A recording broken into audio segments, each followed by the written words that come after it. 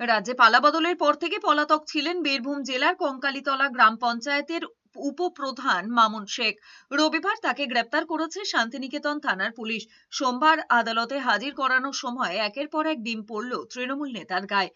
প্রথমে পুলিশের গাড়িতে ডিম বর্ষণ, তারপর মামুনের গায়ে কাঁচা ডিম ছোড়েন কয়েকজন। আদালতে নিয়ে যাওয়ার সময় কয়েকজন মামুনের ওপর হাতও তুলেছেন। পুলিশ সূত্রে খবর, ভোট পরবর্তী হিংসা, ধর্ষণ, মারধর, সাধারণ মানুষকে গ্রাম ছাড়া করা, বাড়ি ভাঙচুর সহ একাধিক অভিযোগ ছিল মামুনের নামে।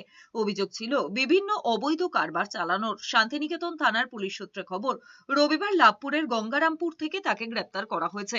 এদিকে কঙ্কালীতলার উপপ্রধান মামুন এবং সিউড়ি 2 ব্লকের তৃণমূল ব্লক সভাপতি নুরুল ইসলামের গ্রেপ্তারি প্রসঙ্গে বীরভূম জেলার পুলিশ সুপার বিদিত রাজ বুন্দেশ বলেছেন, যে অভিযোগ ছিল সেই অভিযোগের পরিপ্রেক্ষিতে গ্রেপ্তার করা হয়েছে অভিযুক্তদের। 2021 সালে যে পরিমাণ মামুন শেখ নামে এই ছোট লোক কঙ্কালীতলা এবং তৎসমূহ যে অঞ্চল, সেই অঞ্চলে যে পরিমাণ অত্যাচার বা ত্রাস করেছে, সেই ত্রাসের জন্য ওকে আজকে ডিম থেরাপি দেওয়া হলো।